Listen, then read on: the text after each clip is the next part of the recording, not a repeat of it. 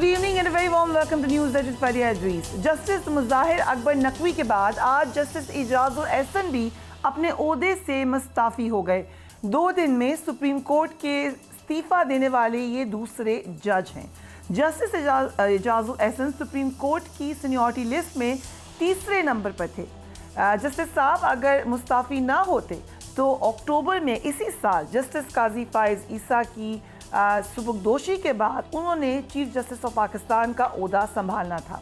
गुज़िश्ता चंद रोज़ से ये इतलात मिल रही थी कि जस्टिस मुज़ाहिर अकबर नकवी के बाद जस्टिस एजाजुल एहसन के खिलाफ भी रेफरेंस दायर होने जा रहा है। Justice Ejazul Ehsan Panama case में मॉनिटरिंग जज मुकर्रर थे और उनकी निगरानी में साबिक वज़ीर-ए-आज़म नवाज शरीफ को सज़ा भी सुनाई गई थी। नून लीग मुख्तलिफ मौके पर इनके खिलाफ सख्त ज़बान इस्तेमाल कर चुकी है। ज़रा देखिए।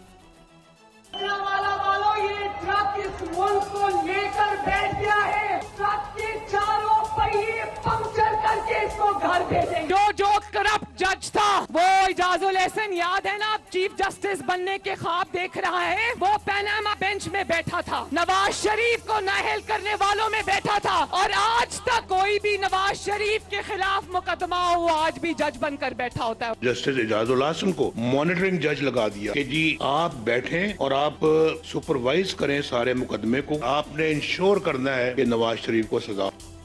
मुस्ताफ़ी होने से कबल आज जस्टिस एजाज ने बतौर मेंबर सुप्रीम जुडिशल काउंसिल इजलास में बैठने से माजरत कर ली थी।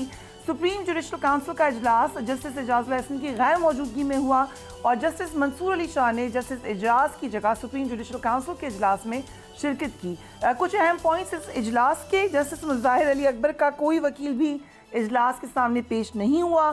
चीफ जस्टिस पाकिस्तान ने अटॉर्नी जनरल को मुज़ाहिर अली नकवी का इस्तीफ़ा पढ़ने की हिदायत की। जस्टिस काजी फाइज ईसा ने कहा कि जज का इस्तीफ़ा आखिरी मरहले पर दूसरे शो कॉज नोटिस के बाद आया, जिसकी 2 सूरतें हो सकती हैं। या तो जज के खिलाफ शिकायत झूठी थी और जज ने प्रेशर में आकर इस्तीफ़ा दिया, दूसरी सूरत में जज के खिलाफ इल्ज़ामात दुरुस्त थे और जज इसका सामना नहीं करना चाहते थे। चीफ जस्टिस ने कहा कि जज की बरतरफी का सवाल अब गैर मुत्तालका हो चुका है। अब तक काउंसिल ने सदर मुमलिकत को सिर्फ रिपोर्ट भेजी थी। अगर इल्ज़ामात साबित हो जाते तो काउंसिल सदर मुमलिकत को जज की बरतरफी के लिए लिखती। सो एग्जैक्टली हुआ क्या? बहुत सारी कयास राइयाँ हैं, बहुत सारे क्वेश्चंस हैं। जो इस्तीफ़ा है जो भेजा गया प्रेसिडेंट को, उसमें ये लिखा गया है कि मैं मज़ीद कंटिन्यू नहीं करना चाहता। इकरामुल्लाह जोया साहब हमारे साथ मौजूद हैं, कोर्ट रिपोर्टर हैं। ज़रा जल्दी से बताइएगा इकरामुल्लाह साहब, स्पेकुलेशन बहुत है बट एग्जैक्टली क्या आपकी नज़र में वजह है इस इस्तीफ़े की और इससे सुप्रीम कोर्ट की साख पर कोई असर तो नहीं पड़ा? ये दूसरा इस्तीफ़ा है। देखें, साख पर असर तो बहुत ज़्यादा पड़ा है। देखें, 2 मुसलसल इस्तीफ़े, 2 रोज़ में 2 इस्तीफ़े सुप्रीम कोर्ट के, तो ये साख पर तो बहुत बड़ा एक सवालिया निशान है और साख तो बिल्कुल मुतासर हुई है। कानून और इंसाफ फराहम करने वाली अदालत उज़्मा, जिसके जजेस के ऊपर जो है इल्ज़ामात हैं और जजेस के ऊपर जो है वो सुप्रीम जुडिशल काउंसिल में कार्रवाई भी चल रही है और कार्रवाई के दौरान सुप्रीम जुडिशल काउंसिल के एक जज का इस्तीफ़ा देना, उसके बाद जो है ये भी क्यास किया जा रहा था कि दूसरे जज के खिलाफ भी रेफरेंस जो है वो आने वाला है, तो उस रेफरेंस को फेस करने के बजाय दूसरा जज भी मुस्ताफ़ी हो जाना, तो ये एक बड़ा सवालिया निशान है और ख़ास तौर पर सुप्रीम कोर्ट की साख के लिए बहुत बड़ा एक सवालिया निशान छोड़ गए हैं ये दोनों इस्तीफ़े। और एक के बाद जो फॉलो करें, इतने अरसे से रिपोर्ट करें, गुज़िश्ता समातों में या उससे पहले भी बड़े अरसे से कोर्ट में डिवीज़न का जिक्र किया जा रहा था। आप बतौर court reporter supreme court cover कर रहे हैं, क्या इस तासुर को भी तक़वियत मिली है कि डिवीज़न थी? देखिए, इस तासुर को मज़ीद तक़वियत इस तरह मिली है। देखें, गुज़िश्ता समातों में भी और बेंचेस की तश्कील के बारे में भी हमने ये देखा है कि इख्तिलाफ जो है वो बरकरार रहा है। चीफ जस्टिस काजी फाइज ईसा और 2 सीनियर तरीन जजेस में जस्टिस एजाजुल एहसन भी शामिल होते थे और सीनियर तरीन जजेस जो हैं उन्होंने बेंच तश्कील देना होता था, तो एजाजुल एहसन को जो है बेंचेस की तश्कील पर भी एतराज़ात जो है वो होते थे। उसके अलावा जो है अगर हम फ़ौजी अदालतों की जो है वो जिक्र करें, हाल ही में उसका फैसला आया, जस्टिस एजाजुल एहसन की सरबराही में बेंच ने एक फैसला दिया जिसको दूसरा बेंच जो है वो 6 रुकनी बेंच आता है, वो 6 रुकनी बेंच उस फैसले को ही उड़ा देता है। तो ये जो तासुर था वो काफ़ी अरसे से चल रहा था। उससे कबल जो साबिक चीफ जस्टिस हैं उनके दौर से ये जो तासुर है वो काफ़ी ज़्यादा, और ख्याल ये था कि ये ख़त्म होगा, लेकिन अनफॉर्चुनेटली आप जो बता रहे हैं उससे लग नहीं रहा। जो कोर्ट के मामलात हैं वो अभी बड़ी हद तक हम देख रहे हैं कि इम्पोर्टेंट हियरिंग कल भी है। हम अपने कोर्ट रिपोर्टर को थैंक यू करते हैं, बट तहरीक इंसाफ के बल्ले का निशान अभी भी अगर मगर का शिकार है। कल पेशावर हाई कोर्ट के 2 रुकनी बेंच ने तहरीक इंसाफ को बल्ला वापस कर दिया था, लेकिन इलेक्शन कमीशन ने इस फैसले के खिलाफ सुप्रीम कोर्ट में अपील दायर कर दी है। चीफ जस्टिस की सरबराही में सुप्रीम कोर्ट का 3 रुकनी बेंच अब कल अलग सुबह इस केस की समाअत करेगा। सो यकीनन जो मुश्किलात हैं PTI के लिए मौजूद हैं। कुछ पुराने साथी जो हैं हल्के हल्के शायद मंजरे यहाँ पे आना शुरू हुए हैं। हमारे साथ ऑन अब्बास बप्पी साहब मौजूद हैं, senator on Abbas, thank you so much being on the program. बड़े अरसे बाद आपसे मुलाकात हो रही है। How have you been? बहुत अच्छा फील हो रहा है। I mean it's been a long time, तकरीबन 10 महीने हो जाए टॉक शो किए। So yes, it's a different feeling altogether today. सो अभी आपको लग रहा है कि ज़ाहिर है बड़ी मुश्किलात थे PTI के लिए, अभी मुश्किलात टली नहीं हैं? मुश्किलात अपनी जगह पे, लेकिन जो हमें एक अवाम की तरफ से एक पजीराई मिल रही है ना, that keeps us going. I am sure कि जो एक अवाम में खान साहब की और तहरीक इंसाफ की जो पॉपुलैरिटी है, लोगों की जो हमारे लिए दुआएं हैं इस पूरे सिनेरियो में, दैट रियली कीप्स अस एक हवा में रखता है चीज़ों को। सो अल्हम्दुलिल्लाह मुश्किलें अपनी जगह पर, but this is the way. Political struggles इतनी आसान नहीं होती किसी भी दुनिया में, कहीं भी जहाँ भी पॉलिटिकल स्ट्रगल्स हो, जहाँ भी मुश्किलात का शिकार हैं, this is the way they are. And but at the end of tunnel yes there is hope, and वो कहीं ना कहीं उम्मीद तो है इंशाल्लाह। सो आप अभी you are with PTI? Yes of course, I am PTI। Obviously आपने के पेपर्स भी मंजूर हो चुके हैं। हाँ जी, मैं PTI के सेनेटर ऑफ कोर्स ही। जी यस। लेकिन एक वीडियो बयान आया था आपका सितंबर में, जिसके बाद ये कहा गया था आप सियासत को कुछ अरसे के लिए खैरबाद कहने जा रहे हैं, और PTI की जनूबी पंजाब की सदारत आपने छोड़ दी थी।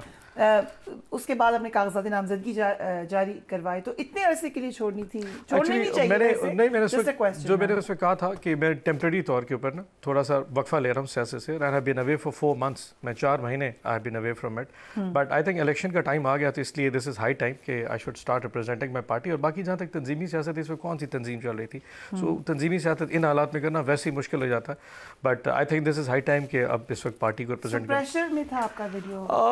अब उसके बारे में कुछ कहना थोड़ा सा वो हो जाएगा, बट यस कुछ हालात ऐसे हो जाते हैं जब आपको इस तरह की चीज़ें, you know it very well कि जो पूरे 6-8 महीने में सर्कल चलता रहा, जिस तरह मामला चलते रहे, things were not very in a normal circumstances. तो जिन दोस्तों के साथ भी ऐसा रहा, कहीं ना कहीं कुछ ना कुछ तो ऐसा था। So you also feel कि 9 मई ने PTI की सियासत को बहुत शदीद नुकसान पहुंचाया? I don't think so कि PTI की सियासत पूरे पाकिस्तान की सियासत को it has put on a different track, and I'm sure PTI is the only party जो पाकिस्तान की ट्रू रिफ्लेक्शन है इस वक्त अवाम की। अगर आप देखें जो अवाम की असल जो जिस्ट है उसकी रिप्रेजेंट वो PTI करती है, तो अगर PTI के साथ होगा तो अवाम या पाकिस्तान के साथ ऑब्वियसली डी ट्रैक कहीं ना कहीं होगा।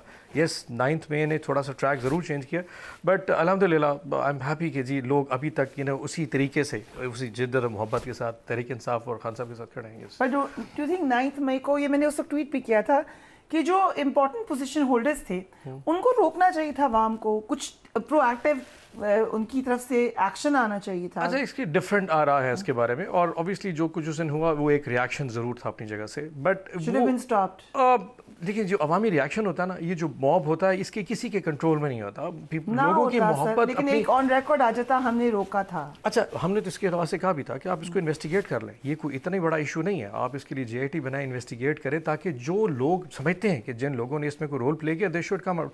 बट जो एक लोगों की खान साहब से मोहब्बत थी, उसमें एक जनरल रिएक्शन ये लोगों की तरफ से था भी सही, तो हमने फिर भी कहा था कि अगर किसी में कोई लोग इन्वॉल्व हो तो आप इन्वेस्टिगेट करें, तो कम आउट। सो इसमें कोई इतनी बड़ी कोई रॉकेट साइंस नहीं जिसको अब 10 महीने तो खान साहब खुद कहते रहे कि हम कहा कि जी आप इसको इन्वेस्टिगेट करें and bring those people out if you think अगर इसमें लोग रिस्पांसिबल हैं। सो बल्ले के निशान के खिलाफ इलेक्शन कमीशन की दरख्वास्त कल सुप्रीम कोर्ट में होगी।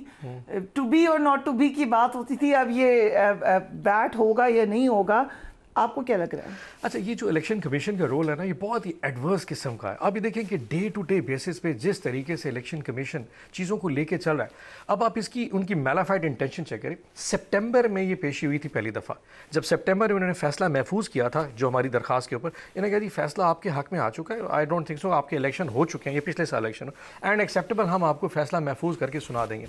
2 महीने तक फैसला महफूज रखा। जब इलेक्शन का टाइम नज़दीक आया तो नवंबर की 20 को कहा जी आप इससे करें 20 दिन में इलेक्शन कराएं। पार्टी ने इलेक्शन करा दिए।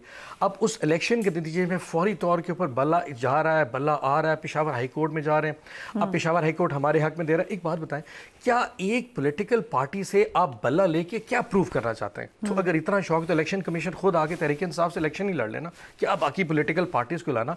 इनका जो रोल है, और आप ये देखें कि खान साहब को जिस बेस पे उनके पेपर रिजेक्ट किए गए वो कौन सा केस है? तौहीन इलेक्शन कमीशन। यानी कि इस वक्त इंटायरली एक पॉलिटिकल जमात के खिलाफ तो इलेक्शन कमीशन ने जैसे ना हाथ बांध लिए। वो भाई पाकिस्तान की आवाम को फैसला करने दो, let them decide whatever they want to decide. Pakistan के मसाइल का हल जमहूरियत में है। लेट पीपल कम आउट, वो जिसको वोट करते हैं। आप बल्ला ले भी लेंगे तो इससे ये साबित हो रहा है कि आपको बल्ले की मकबूलियत से खौफ आ रहा है। आई मीन रियली वेरी अगर बल्ला नहीं होता, यू नो अंडरस्टैंड पॉलिटिक्स, तो कितना नुकसान है? नुकसान तो होगा। पॉलिटिकल ऑब्वियसली एक पॉलिटिकल जमात है, हमारा एक मैनिफेस्टो है जिसकी प्रेजेंटेशन बल्ला करता है, तो ऑटोमेटिकली कन्फ्यूजन का अमल तो ज़रूर आएगा। लेकिन knowing my party and my people, हम एक बात, वाहिद ऐसी जमात है जिसका एक स्ट्रक्चर मौजूद है, एवरीबडी फॉलोज दैट। सो अगर एक खान साहब की तरफ से लिस्ट आती है कि this is the list you have to follow, no matter कोई जीप पे लड़ रहा होगा, कोई मोमबत्ती पे होगा, कोई कहीं होगा, that list will be followed in the true letter spirit। लोगों को पता है, और आजकल सोशल मीडिया के दौर है, you can't hide anything। so ultimately results yes 80-90% वैसे ही आएंगे, लेकिन अगर आपको वो 10-20-30% सिर्फ ख़राब कर रहे हैं जस्ट टू बिकम कि आपने लेवल प्लेइंग फील्ड में लाडले को, इस वक्त लाडले को सिर्फ स्पेस दे के आगे लेके आना है, जिसका आप ये जस्टिस एजाजुल हसन से वाले से आ रहे थे, अगर ये सारी चीज़ें उसके लिए क्रिएट करनी है तो yes you can do it, but at the end I doubt it this will really matter ji. so आपको लग रहा है कि टिकट मिल जाएगा आपको पीटीआई का? अच्छा, ये तो खान साहब का फैसला आज रात को आ ही जाएगा। इनिशियली था कि खान साहब ने कहा था कि तुम्हें नेशनल असेंबली में आना चाहिए, लेकिन जो हमारे हालात हैं, if I win I have to vacate my senate seat. Obviously इन हालात में तो सेनेट की सीट फिर 3 साल के लिए ज़ाया चली जाएगी। सो इट्स एंटायरली खान साहब decision. So would you rather stay in the senate? It's entirely his call, वो जो कहेंगे। अगर वो सेनेटर कंटिन्यू, आज रात को पता चल जाएगा। बट पीटीआई ने ये भी कहा ना कि जिन लोगों ने प्रेस कॉन्फ्रेंस की या मुश्किल वक्त में पार्टी को छोड़ दिया, उनको टिकट नहीं देना। केस टू केस बेसिस पे खान साहब खुद फैसला करें। बहुत सारे ऐसे दोस्त हैं, कोलीग्स हैं पड़े, जिनको टिकट्स मिल भी रहे हैं, and you will get to know it tonight. और ऑब्वियसली जिन हालात में उन्होंने किया तो वो इंशाल्लाह चीज़ क्लियर हो जाएगी। अच्छा, आपको पता है किसको टिकट मिल रहे हैं, कोई बता दें? नहीं, I can't name it, obviously Khan साहब का at the end of he has to decide it, but बहुत सारे ऐसे दोस्त होंगे जिनको खान साहब ऑब्वियसली टिकट दे रहे हैं। That's you were very close to PTI के पानी चेयरमैन। जी जो सारा ऑर्डील हुआ उसके बाद आपकी पोजीशन क्वेश्चन हुई या आप? नहीं, अल्हम्दुलिल्लाह I was the first one. जब मैं वापस आया था, जब मेरी वीडियो स्टेटमेंट, तो उस वक्त सबसे पहले पार्टी ने जो ट्वीट किया था, आई वाज सो ब्लेस्ड कि I was owned by my party, जिसमें पार्टी ने कहा था कि I am in and I always stay with my party. So अल्हम्दुलिल्लाह आई एम, मतलब मेरा ऐसा कभी क्वेश्चन नहीं हो पाया। So Fawad Chaudhry, Asad Umar, all these were आपके साथी थे। जी। आपको उन पे अफसोस हुआ, दुख हुआ? दोस्त कोई भी कोलीग्स हो, आप जिनके साथ अच्छा वक्त गुजारा हो, when they go away you feel hurt, you know, एक हार्ट बर्निंग ज़रूर है, एक तकलीफ है। अच्छे कोलीग्स थे, सीनियर्स थे, बहुत सीखा। एंड ट्रस्ट में पिछले 1.5 साल में तो मैंने अपने सीनियर से बहुत सीखा। So when you see you know going away somewhere, जिनके पॉलिटिकल करियर ख़त्म होते, थोड़ी तकलीफ तो होती है। एंड बहुत सारे दोस्त ऐसे भी थे, you know, I really feel bad for them, but I wish them all the best. लेकिन आप ही के इलाके की एक और शख्सियत है उस्मान बुज़दार साहब, उन पे दुख होता है, तकलीफ होती है, हैरानी होती है कि खुशी होती है, क्या होता है? उस पे थोड़ी सी तकलीफ ज़्यादा होती है। Ultimately you know he was given so much respect and you know love by Khan साहब, वसीम अकरम प्लस, तो वो थोड़ा सा, अभी 3-4 दिन पहले मैंने देखा किसी एक जगह पे कोई कौमी यकजहती काउंसिल है, वहाँ बैठे, तो मुझे थोड़ा सा अजीब सा लगा। I mean there are certain things you know let go of it. आपकी जो वफादारी और मोहब्बत होती है ना किसी शख्स के साथ, it demands lot of sacrifices as well. So I wish के ही वुड हैव थोड़ा सा स्ट्रगल और कर। बट डोंट यू थिंक कि बानी चेयरमैन से शदीद गलती हुई उनको उनको समझने में?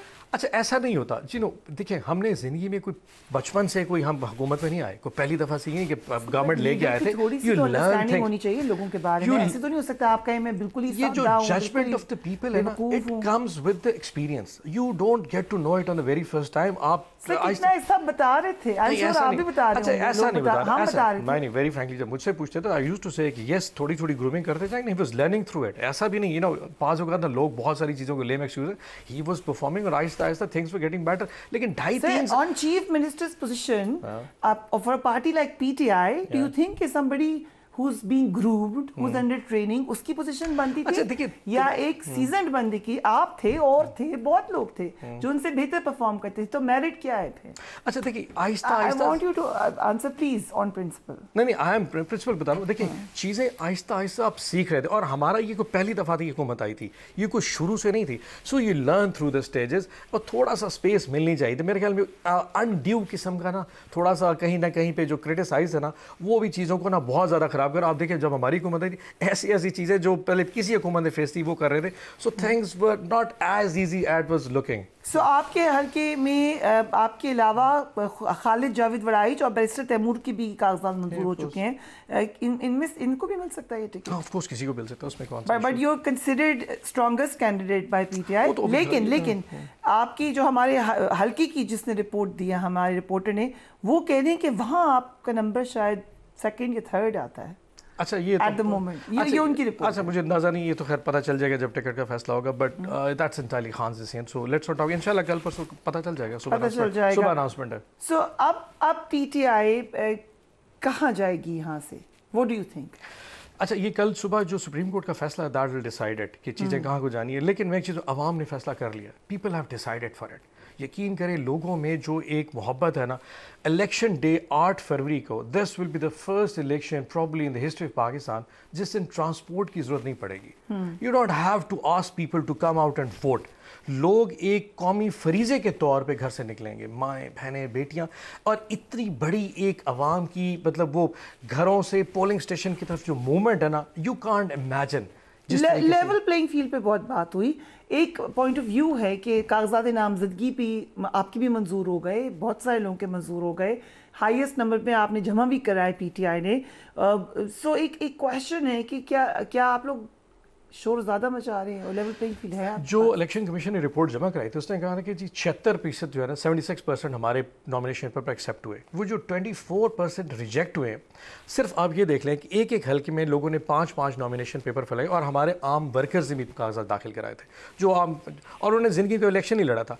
जो हमारा टियर 1 का कैंडिडेट था, यानी सिटिंग एमएनए, जो इस वक्त एमएनए थे, या जिसने जीत जाना था, वो 24% में 100% जो है ना वो फॉल कर रहा था। यानी हर वो शख्स जो एमएनए एमपीए था या बन सकता था, उनके 100% पेपर रिजेक्ट किए गए। मैं आपको मिसाल देता हूँ, एक बंदे ने कागजात रिजेक्ट अपने जमा कराए, 21 की दिसंबर की रात को उस पर वापडा पे बिजली चोरी का पर्चा कराया गया। 23 को जब वो सुबह नॉमिनेशन पेपर फाइल करता है तो वो अपना जमा करा देता है, और उसमें ऑब्वियसली वो एफआईआर मेंशन नहीं थी। जब 26 को स्क्रूटनी होती है तो आरओ उसके पेपर रिजेक्ट कर देता है कि जी आपको 21 की रात पे एफआईआर दर्ज हुई है, आपने अपने नॉमिनेशन पेपर में नहीं लिखा। उसने कहा जी 21 की रात को हुई है, आई नेवर न्यू अबाउट, मैंने कहा रिजेक्टेड। वो ट्रिब्यूनल में जाता है और कहता है जी ये 2 लाख रुपये बिजली का बिल मुझ पर डाल दिया कि आई एम रेडी टू पे। उन्होंने कहा नहीं, क्योंकि आपको उसने आपने नहीं लिखा था, आप सादिक अमीन नहीं रहे, इसलिए योर पेपर स्टैंड रिजेक्टेड। वो बोलता, हमारे साउथ पंजाब में कबीर वाला से एक हमारा कैंडिडेट था। एक कैंडिडेट हमारा है भावलनगर का, चिश्तिया में, उसने प्रोटेक्टिव बेल ली अगेंस्ट एन एब्सकॉन्डर की, जी उसको इश्तिहारी कर दिया, जैसे सारे छुपे, वो बेचारा पेश ना हुआ। हाई कोर्ट ने उसको पहले 3 दिन की पेशी डाली, फिर भावलपुर हाई कोर्ट ने 10 दिन की उसको प्रोटेक्टिव बेल दी। आरओ कहता है क्योंकि तुम्हें दूसरी हाई कोर्ट ने 10 दिन की पेशी दी है, इसमें तुम्हारी मैलाफाइड इंटेंशन है, ये दूसरी प्रोटेक्टिव बेल जो तुमने ली है ना, that shows your not right, तुम्हारे पेपर रिजेक्ट है। रीजंस बाद में क्रिएट किया गया, पहले लिस्ट आएगी, इसको भी टिक, इसको भी कैंसिल, इसको। सो वो जो विनर्स है ना, जो विनिंग हॉर्सेस थे, उनको सबसे पहले रिजेक्ट किया गया। उसके बाद लॉजिक ढूंढेंगे इसको किस बेस पे रिजेक्ट करना है। इसलिए हम कहते थे कि आरओस का इलेक्शन नहीं बनता। इलेक्शन कमीशन की जो ये बदनीति है, दैट वाज एविडेंट कि वो 24% डेफिनेट विनर्स हैं हमारे। ये तो शुक्र है कि अदलिया के होते हुए वो रिकवर्ड दैट डैमेज, और हमारे अल्हम्दुलिल्लाह वो जो है ना लोग इस वक्त स्टैंड आउट कर रहे हैं। हम कह सकते हैं अगर बल्ला मिल जाता है तो यू हैव मैं आपको बताऊं considerable, I am telling you will win more than 80% seats, 80% से ज़्यादा सीटें पीटीआई जीतेगी इंशाल्लाह। और अगर बल्ला ना मिला फिर? बल्ला ना भी हो, थोड़ा सा डैमेज ज़रूर होगा कन्फ्यूजन की हद तक। उसमें ये कि कहीं लोग इंडिपेंडेंट खड़े होने की कोशिश करेंगे, वो will try to cater that, कहीं कोई खड़ा हो जाएगा, किसी को मनाना पड़ेगा, कोई फेक लिस्टें जारी होंगी, वो थोड़ा एक डैमेज ज़रूर हो सकता है।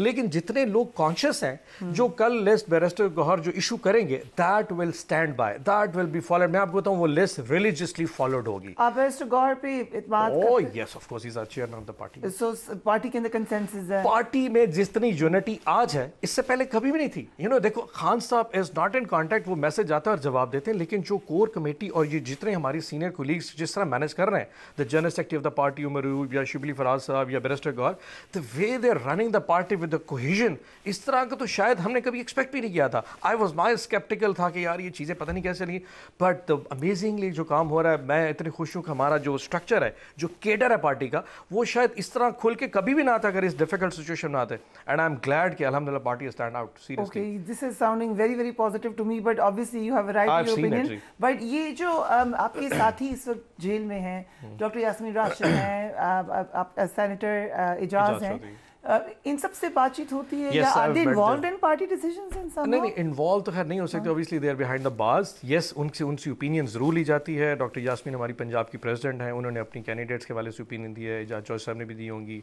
आली हमजा ऑब्वियसली तंजीमी सियासत में नहीं थी, but yes I have met them, they are not in good condition. मैंने एजाज चौधरी के वाले से, प्रोडक्शन ऑर्डर के वाले से, सेनेट के चेयरमैन से रिक्वेस्ट भी 12 दफ़ा की, अपने तमाम साथियों से भी कहा जो हमारे अपोजिशन के बेंचेस से, कि दैट इज़ हिज राइट। ये कोई ऐसी चीज़ नहीं उस पर एहसान है। 9 महीने से एक शख्स जेल में पड़ा है, वो सेनेटर है। प्रोडक्शन ऑर्डर जब आपका होता है, आप उसको बुला लें, इजलास अटेंड कराएं, वापस चलाएं। और ये पाकिस्तान में प्रैक्टिस कोई ऐसी कोई नई चीज़ नहीं है, but apparently he has lost 10 kg of weight. मैं से 2 दफ़ा मिला, उनकी तबीयत बिल्कुल ठीक नहीं। डॉक्टर यास्मीन मतलब बुजुर्ग है, you know, she is a cancer survivor. Aali has lost a lot of kg। I mean ये लोग पैथेटिक कंडीशन में।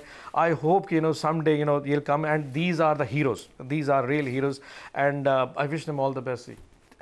On Abbas Saab, thank you so much for being on the program. We'll take a quick break and we'll be right back.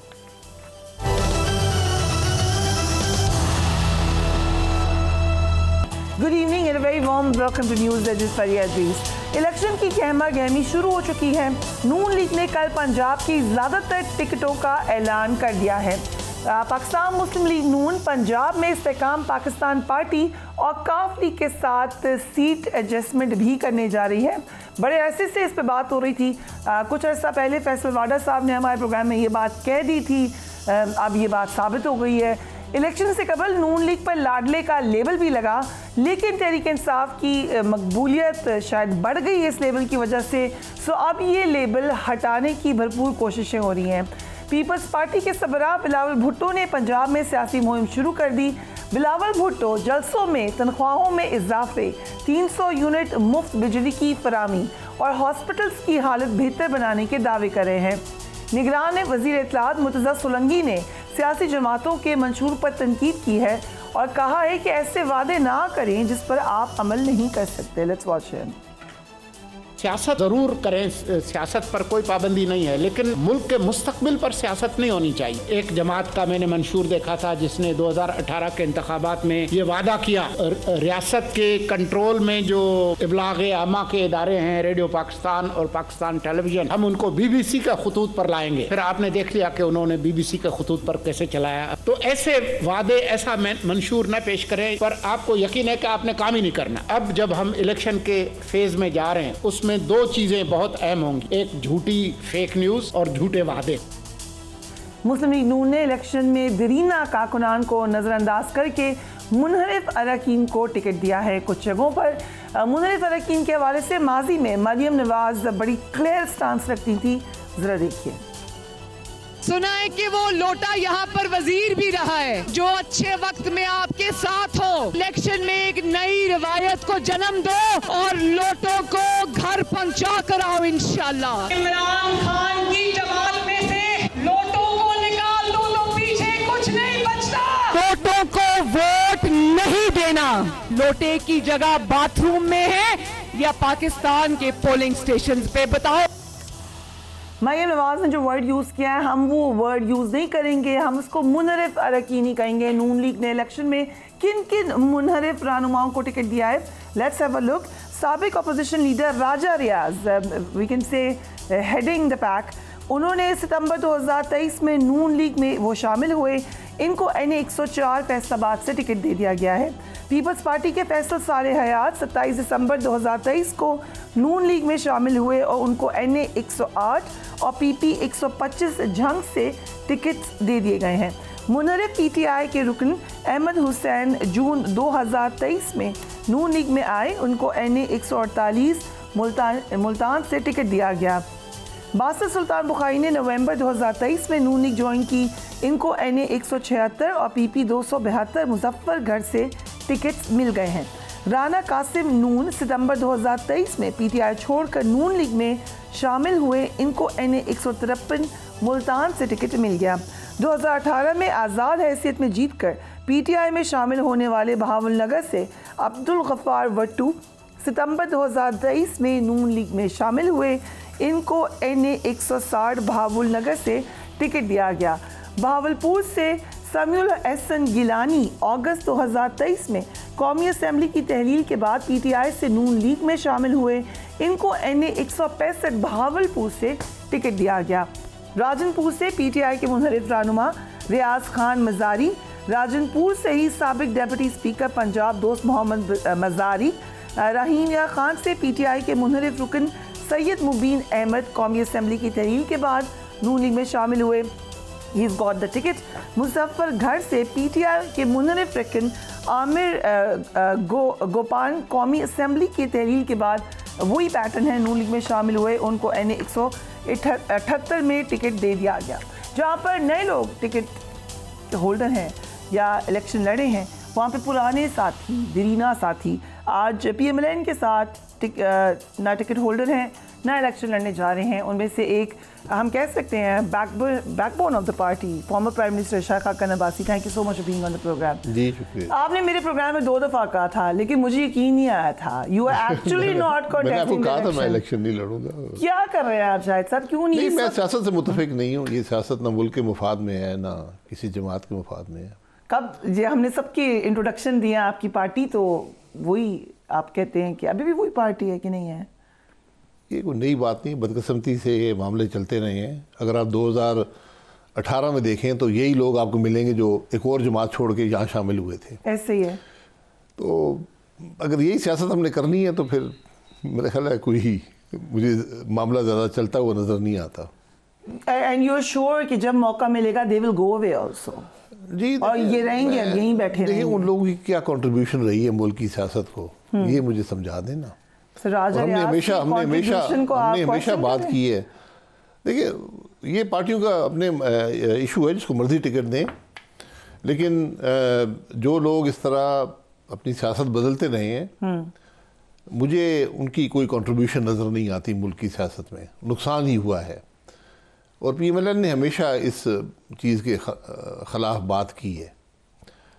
अब मजबूरियाँ होंगी, electoral politics जो है ये ऐसी क्या मजबूरी है? शायद सीट की होती है कि वो सीट जीत सकते हैं। राजा रियाज के आपको पता है ऑपोजिट कौन थे? राना एहसान साहब वाज लुकिंग फॉरवर्ड। उनकी जो वालिद हैं वो बड़े दरीना साथी PMLN के रहे हैं। एक एग्जांपल दे रही हूँ। और राजा रियाज की कंट्रीब्यूशन यही है कि PTI को छोड़ के उन्होंने आपकी जमात को मदद की। उन्होंने कह सकते हैं बैक स्टैब किया PTI को। सो बैक स्टैबिंग अब आपकी मेन क्वालिटी होनी चाहिए टू जॉइन। बैक स्टैबिंग के मैं वो कह रहा PTI में जब लोग गए हैं वो भी देख लें, तब भी बैक स्टैब करते थे। बैक स्टैबिंग के जो मर्जी गए, लोग मसलियत की सियासत कर रहे हैं, जमातें भी मसलियत की सियासत कर रही हैं। बात सीटों की है, जो आदमी सीट निकाल सकता है। सर के इलेक्शन हुकूमत गिराई ना, ये भी तो फर्स्ट टाइम हुआ है इससे कि आपने वोट ऑफ नो कॉन्फिडेंस से गिरवाई जी। तो उसमें कंट्रीब्यूशन तो थी इन लोगों की। हाउ कैन यू से दे हैव नॉट कंट्रीब्यूटेड? नहीं, कंट्रीब्यूशन जो थी मुल्क को तो नहीं थी ना जी। इन लोगों से किसी ने भी vote of no confidence vote नहीं दिया था जी। वोट ऑफ नो कॉन्फिडेंस जो एलाइड पार्टनर्स थे उनके स्विच होने से हुआ था। बट ये लोग छोड़ चुके थे सियासत, लोग छोड़ चुके थे, इसमें कोई शुबा नहीं है। PTI के साथ नहीं चलते थे, बट वोट में हिस्सा उन्होंने नहीं लिया था। परवेज लाई साहब ने कहा कि मुझे ये दिखाए जरदारी साहब ने कि ये लोग हमारे साथ आ गए हैं, वक्त आने पे वोट देंगे, वो थे, इसमें कोई शुबा नहीं है। उसकी वजह से परवेज लाई की कोल्ड फीट हुए, उसकी वजह से फिर बाकी लोगों ने सोचा कि अब हम पीटीआई के साथ नहीं रहते। सो दे हैव कंट्रीब्यूटेड। जी बिल्कुल, अगर वो कंट्रीब्यूशन है तो वो यकीनन है कि वो उस मुश्किल हालात में जब अपनी जमात छोड़कर आए थे। सो हम ये कह सकते हैं कि backstabbing is the main quality to get PMLN ticket right now. ये मेरा सवाल है। नहीं, आपने बैक स्टैबिंग को कंट्रीब्यूशन बना दिया तो मैं उसे इत्तेफाक नहीं करूंगा। मरियम नवाज नहीं, कंट्रीब्यूशन है ना, जो लोग इक़्तिदार छोड़ के आए तो कुछ वजह होगी, उस वक्त उनका ये फैसला था, तो जो उन्होंने फैसला किया है फिर पार्टी उनको दे रही है, उसका सिला दे रही है। मेरा क्वेश्चन ये है, अभी मैंने चलाई ये स्टेटमेंट, आप तो सीनियर मेंबर रहे हैं पीएमएलएन के, लगता तो ये था, I truly believed Maryam Nawaz when she said that, I truly believed in Nawaz Sharif जब उन्होंने कहा कि मैं प्रिंसिपल स्टांस ले रहा हूँ। ऐसी क्या मजबूरी हुई है सर? शहबाज शरीफ साहब ने ये पार्लिमानी निज़ाम की मजबूरियाँ होती हैं। मेरा ख्याल था कि हम शायद इनसे निकल गए इस मामले से, हम लेकिन नहीं निकल सके। नहीं बिलीव देम, मैं खुद इस बात में यकीन रखता था कि अब लोग ये काम नहीं करेंगे, ज़रूरत नहीं होगी इस बात की, जमातें इतनी मजबूत हो गई हैं कि खुद जीत सकती हैं, बट बहरहाल वो नहीं हुआ। अब मजबूरियां हैं। आप छोड़ दें पीएमएलएन का मामला, आप हम जनरल बात करते हैं। मैं जनरल बात कर रहा हूँ, मैं एक जमात की बात। ऐसा मेंबर आप अपने आप को ले लें, कोई और ले लें, होंगे लोग और भी। आप तो गालिबन 99 में भी जेल में थे, you were in jail at that time also. जी जी। सो जो जेल में हो और दूसरे लोग जो हैं, जो सब जेल में नहीं हैं, वो बाद में आ जाएं, जो दूसरी तरफ वो आ जाएं, एक क्या मॉरल कंपस में कैसा महसूस होता है? देखिए, मॉरल कंपस में मुझे तो महसूस कुछ नहीं होता। मैं तो अपनी जगह पे खड़ा रहा, या जो भी लोग खड़े रहते हैं, जो लोग इधर उधर होते रहते हैं, उनके मॉरल कंपस से पूछें। लेकिन असल बात यह है कि सियासी जमातें जो उनको लेती हैं, वो अपनी यानी तरीक़ाकार को देख लें कि मेरा पूरा यकीन था कि ये हम इस मामले को पीछे छोड़ गए। ये 90 की दिहाई की सियासत थी, बहरहाल अभी तक चल रही है। ये जीत जाएंगे ये लोग, आपको क्या लगता है? ये तो वक्त ही बताएगा, लेकिन इस वक्त जो मामला नज़र आ रहा है तो अपेरेंटली जीत जाएंगे। किस तरीके से? इलेक्शन ही होगा, फिर इलेक्शन पे उंगलियां उठेंगी, फिर यहाँ पर बातें चलेंगी, फिर आप बहस कर रहे होंगे इलेक्शन कैसे चोरी हुआ, वो कहेंगे जो जीतते हो कहेंगे नहीं चोरी हुआ, जो हार गए हो कहेंगे चोरी हो गया है, और बस अब इसी मामले में फिर 3, 4, 5 साल गुजार देंगे। So this is why you decided to sit back? जी, मैं ज़रा इसलिए मैंने कहा मैं सियासत से इत्तेफाक नहीं करता, इस दफ़ा इलेक्शन में हिस्सा नहीं लूँगा। क्योंकि दूसरी पॉइंट ऑफ व्यू ये भी है कि शायद आपकी, और ये आपसे पूछा जा चुका है, you may not want to address again, but दूसरी तरफ की बात इससे कम्प्लीटली मुत्तफिक नहीं है आपके पॉइंट ऑफ व्यू से, जैसे आपको और रीजन से पता नहीं उनकी, मैं पॉइंट ऑफ व्यू का एहतराम करता हूँ, सारे का पॉइंट ऑफ व्यू होता है। मैंने तो 6 महीने पहले कह दिया था मैं इलेक्शन नहीं लड़। मैंने अपनी सियासत की है बड़े इत्मीनान से, एहतराम के, आइन को एहतराम करते हुए। सियासत में का हिस्सा मैं कभी नहीं रहा। यू रियलाइज कि आप पे इल्ज़ाम लगता है आपकी पार्टी में? लगाते होंगे, जो लगाते हैं मेरे मुंह पे लगाएं, मेरे सामने लगाएं। क्या करेंगे तो आप मेरे जिसको बात करनी है, हर आदमी को हक है मेरे खिलाफ बात करने का, ओपन फील्ड है, कभी जवाब नहीं दूंगा। ये हकीकत वो भी जानते हैं और मैं भी जानता हूँ। सो अब हम ये कह सकते हैं कि PMLN is right now favourite, ये तो कह सकते हैं। आप जो मर्जी कहें, ये तो मैं मुंह पे कह रही हूं। टीवी चैनल आपका, जो मर्जी कहें। यू डोंट एग्री और डू यू एग्री? मैं क्या होती है ये पहले फैसला कर ले, उसका फेवरेट होना क्या होता है। मैं तो मुल्क की बात करता हूँ ना, कोई मुल्क को फायदा पहुंचा है, हम सुनते आए हैं फलानी का फेवरेट बन गया, मैं लाडला हो गया, वो पीछे रह गया। आखिर मुल्क का क्या बनेगा? क्या मुल्क के हालात बेहतर हुए? 35 साल, ये 36वां साल है सियासत में मुझे हो गए। मैंने तो हालात खराब से खराबदारी होते देखे। So vote of no confidence was a mistake? आपको रेजना शुरू करें, मिस्टेक बिल्कुल नहीं थी। एक पार्लिमानी जमहूरी तरीका है, आपने नो कॉन्फिडेंस कर लिया, उसके बाद आपके पास चॉइसेस थी, हुकूमत करें या ना करें।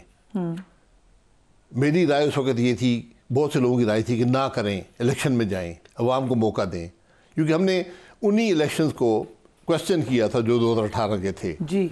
अब जब अदम एतमाद हो गया तो आप उस निज़ाम के तहत क्यों रहना चाहते हैं? आगे जाएं। बहरहाल जमात ने फैसला किया, जमात का जो फैसला है मेरा फैसला है। मैं अब कहूँ जी मैं ये कहता था, मैं बिल्कुल कहा होगा, जब फैसला हो गया मेरा फैसला बन गया। राइट। हुकूमत हमने की नहीं, ठीक, हालात को ख़राब से ख़राब तर कर दिया और बस फिर अब यहाँ बैठे हैं। Do you see Nawaz Sharif as the next prime minister? देखिए जी, पार्टी जीतेगी तो वो जिसको मर्जी बनाए। नवाज शरीफ साहब भी उम्मीदवार हैं, उनसे तमाम जो डिस्क्वालिफिकेशन थी ख़त्म हो गई हैं और जमात में महल सबसे बेहतर उम्मीदवार वही हो सकते हैं प्राइम मिनिस्टरशिप के। इज योर ओपिनियन या मजबूरी है यही कहना? नहीं, मेरी ओपिनियन है। राइट। मैंने उनके साथ काम किया है, मैं दूसरे लोगों को भी जानता हूँ, सबको जानता हूँ। अगर किसी में एहलियत है तो वो नवाज शरीफ साहब की है। बट ये हमारी मजबूरी भी है। लेकिन आज जो हालात हैं, जिस तरह सियासत चल रही है, आप कुछ नहीं कर पाएंगे। ऐसा प्राइम मिनिस्टर बन के कुछ नहीं कर सकेंगे। मेरी सिर्फ मुझे तशवीश इस बात की है। मुशाहिद सईद साहब ने मशवरा दिया कि प्रेसिडेंट बन जाए नवाज शरीफ। नहीं, देखिए ना मैं मशवरा देना, वो मशवरा दे सकते हैं। मशवरा भी नहीं दे सकते आप? नहीं, आप मशवरा जो मांगता है उसको देते हैं ना।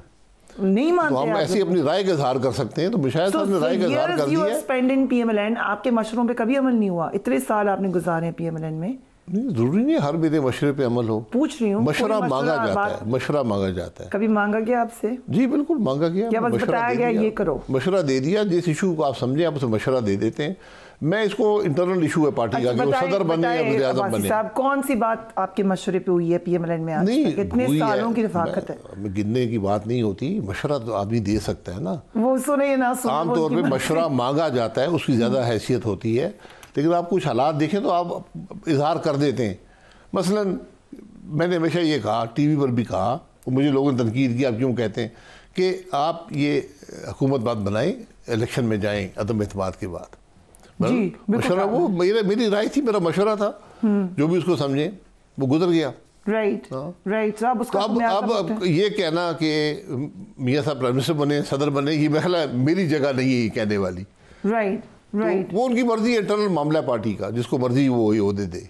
ठीक है। आपके हल्के से नून लीग के राजा उसामा सरवर को टिकट दिया गया है, अच्छी चॉइस है?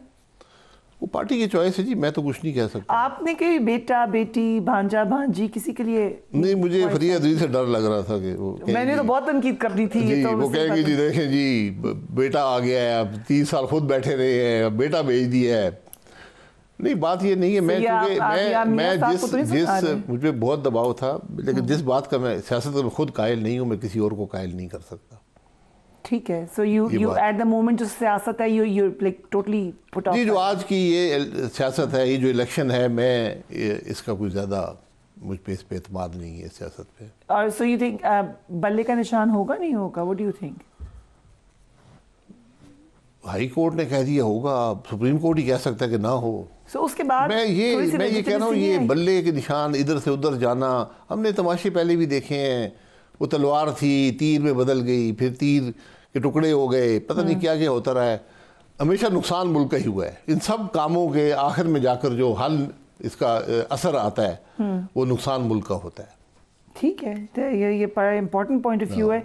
NA47 इस्लामाबाद और NA54 रावलपिंडी से नून लीग इस्तेकाम पाकिस्तान पार्टी के उम्मीदवार आमिर कियानी और रावलपिंडी से गुलाम सरवर खान से सीट एडजस्टमेंट करनी चाहिए। मुझे तो थोड़ी सी आप कह लें कि आयरॉनिकल हंसी ज़रूर आई गुलाम सरवर खान साहब पे। तो आपको याद होगा सर, तनकीद करते रहे आप लोग पार्लियामेंट में। How do you look at this? जिस पे इनके साथ सीट एडजस्टमेंट की है NA47 इस्लामाबाद ने। पार्टी का फैसला है, मैं उसमें सर कैंडिडेट भी तो देखें, पार्टी का फैसला है। Are they like good candidates? ये वही वाले गुलाम सरवर खान है जो आप तो एविएशन को अच्छे तरीके से समझते हैं। उनकी स्टेटमेंट से क्या नुकसान हुआ? जी, उससे नुकसान हुआ था, कोई शुबा नहीं है। मैंने उनको उस वक्त भी कहा कि आपने ये बात दुरुस्त नहीं की है, और ये अपनी राय थी, उससे बड़ा नुकसान हुआ। मुल्क का हुआ सर, किसका हुआ नुकसान? मुल्क का नुकसान हुआ, मुल्क का नुकसान। And we couldn't really recover since then. PIA का नुकसान हुआ। बिजनेस में तो चले आपको शायद फायदा हो गया होगा, लेकिन मुल्क का तो नुकसान नहीं। मेरा नहीं ख्याल किसी को फायदा होता है। राइट। मुल्क का नुकसान हुआ है, पूरी एविएशन आज तक उसके असरात मुल्क पर हैं। So this is the question. PMLN आप भी सब लोग हमें बताते थे ये गलत सवाल, मैं तो टिकट नहीं बांट रहा हूँ, जो टिकट बांट रहा हूँ तो करें कि ये गलत दिया है, गलत बंदे को दिया है। भाई मैं कैसे कह सकता हूँ? जमात ने फैसला किया है, वो जो फैसले करेंगे वही भुगतेंगे। आप कह सकते हैं, क्यों नहीं कह सकते अपने ऑन प्रिंसिपल? चलिए मैं क्या कहूँ, मुझे ये बता दें, वो कह देता हूँ। मैं देखिए, जिस बात से मेरा कोई ताल्लुक नहीं है, मैं वो फैसला नहीं करता, एक जमात करती है। मैंने पहले कहा है कि जो लोग जमातें बदलते हैं वो कभी भी मुल्क को कुछ नहीं दे सके। ठीक है। और वो जो उंगली उठती है उस जमात पर होती है जो उनको कबूल करती है। हमने तो यही निज़ाम देखा। उम्मीद ये थी कि जमातें इससे बाहर निकल आएंगी और वक्त के साथ वो निकली भी, लेकिन अब फिर वापस उसकी सियासत आ गई है to the future, going back to the past. Zubair साहब ने IMF प्रोग्राम के हवाले से ये कहा कि ताखीर के जिम्मेदार इसहाक डार थे। Do you agree with him as well? देखिए, ताखीर अगर हुई तो फाइनेंस मिनिस्टर ही जिम्मेदार होता है ना, कोई और तो नहीं हो सकता। पहले मिफ्ता इस्माइल भी थे ना, उसके बाद इसहाक डार साहब। नहीं, मिफ्ता इस्माइल साहब तो कर गए थे ना, ही हैड डन इट। उन्होंने तो प्रोग्राम हो गया था, अगली टीम भी आ गई थी, उसके बाद इसहाक डार साहब आए, उनकी अपनी एक तरीका था मैनेज करने का। So he actually jeopardized an established deal, जो कि मिफ्ता इस्माइल एक established deal, जो कि PTI की एक established deal थी। मिफ्ता इस्माइल ने उसको दोबारा एंडोर्स किया। established deal नहीं होती, एक प्रोग्राम होता है, आप प्रोग्राम में गए हैं, उस प्रोग्राम के रिव्यूज होते हैं। ठीक, आपको रिव्यू मैनेज करना पड़ता है, कोई नई डील नहीं होती। जी जी, प्रोग्राम को रिव्यू किया जाता है, जो शॉर्टेजेस होती हैं उसके मुताबिक नए टारगेट सेट किए जाते हैं। तो उन टारगेट्स में हम पीछे चले गए थे, जब खासतौर जब पेट्रोल की प्राइस जो थी वो आपने रिड्यूस कर दी और सब्सिडाइज करना शुरू कर दिया पेट्रोल, जो दुनिया में कोई मुल्क नहीं कर सकता। मिफ्ता इस्माइल साहब आए, उन्होंने उस मुश्किल हालात में उसको मैनेज किया, उसका हल निकाला, वापस प्रोग्राम में लेकर आए, रिव्यू मुकम्मल हुए। उसके बाद अगले रिव्यूज़ की बारी आ गई, उसमें ताख़ीर हो गई। उस ताख़ीर की वजह से प्रोग्राम के ख़त्म होने का अंदेशा हो गया और मुल्क आपके रुपया बहुत डिवैल्यू हो गया और आपके दिवालिये का खतरा हो गया। ठीक है, and this is all because of इसहाक डार। ये देखिए, जो भी हुकूमत जिम्मेदार होती है ना, एक शख्स नहीं होता, एक वज़ीर-ए-आज़म। शहबाज शरीफ गवर्नमेंट वाज रिस्पांसिबल देन। जी, वो गवर्नमेंट रिस्पांसिबल थी। बहरहाल उसको उन्होंने मैनेज किया, आखिरी वक्त में एक इंटरिम अरेंजमेंट आपको मिल गया, आप सर्वाइव कर गए, डिफ़ॉल्ट नहीं हुआ। उसके बाद ये इंटरिम गवर्नमेंट आई है, इन्होंने मामले को आगे बढ़ा दिया है, तो ये सिलसिला चलता रहेगा। राइट। अब एक और पुराने साथी जावेद हाशमी साहब हमारे शो में थे, उन्होंने कहा कि मियाँ साहब जब से वापस आए हैं पार्टी पे उनकी गिरफ्त इतनी नहीं है। Do you agree with that? देखिए, मैं फिर ही कहूँगा कि ये मेरी और हाशमी साहब की जगह नहीं है इन चीज़ों पर रिफ्लेक्ट करना। वो भी जमात में पुराने साथी नहीं रिफ्लेक्ट करेंगे तो कौन करेगा? नहीं, हमें पब्लिकली हम रिफ्लेक्ट नहीं कर सकते, मैं इसको मुनासिब नहीं। ठीक है, बट मेरी बिल्कुल ज़ाती राय हो सकती है हर बात पे, लेकिन मैं पब्लिकली इसको एक्सप्रेस नहीं करूँगा। Right, and where do you see PMLN going from here now? आप कब मुश्किलात होंगी। गवर्नमेंट आ जाएगी? गवर्नमेंट बेशक आ जाए, गवर्नमेंट चलाना बहुत मुश्किल हो गया है और जिस किस्म की कॉम्प्रोमाइज़ इलेक्शन में हुई है और इलेक्शन का सारा प्रोसेस जो क्वेश्चन हो जाएगा, उसमें बहुत मुश्किल हो जाएगा हुकूमत चलाना। कितने अरसे तक चलती है हुकूमत नजर आ रही है? हुकूमत अरसे की बात नहीं होती, उसके कारकर्दगी की बात होती है। मुझे वो कारकर्दगी नजर नहीं आती। How many seats do you think PMLN लेगी? सीटों से कोई असर नहीं पड़ता। एक आइडिया, सीटें बहुत से लोगों ने बाजी में ली हैं, सीटें मेरे ख्याल में मेजॉरिटी शायद कोई नहीं ले पाएगा। एक कोलिशन गवर्नमेंट बन जाएगी 3, 4, 5 जमातों की, लेकिन मुझे कोई बात आगे बढ़ती नजर नहीं आती। मुझे तशवीश इस बात की है क्योंकि हमने आगे के रास्ते का तयन नहीं किया। So what's the solution then? Solution एक इंक्लूसिव सोल्यूशन होगा। आप सबको बैठना पड़ेगा इस मुल्क के अंदर। जिस नहज पर आप खड़े हैं किसी के बस की बात नहीं है। जो ये समझता है कि मैं हल कर सकता हूँ हालात को, मैं उससे इत्तेफाक नहीं करता। वोट डालेंगे आप शाहिद साहब? जी, वोट में डाल। किसको वोट मेरा हक है, आईनी हक है। वोट PMLN को ही डालेंगे? नहीं, आप जिस वजह बताएंगी। नहीं, मैं तो कह रही हूँ PMLN को ही डालेंगे। देखिए, वोट कम से कम उसकी सैंक्टिटी तो रहने देना कि किसको डालूंगा नहीं डालूंगा। Private right. जी, वो मेरा आईन मुझे देता है ये हक। बल्ले पे ना मोहर लगा दीजिएगा कहीं। बल्ला हुआ तो लगाएगी ना। ठीक है, thank you so much Shahid साहब for giving us time. Former prime minister Shaikh Khaqan Abbasi, do give me your feedback. अपना अपने घर वालों का ख्याल रखिए। Have a great weekend. अल्लाह हाफिज।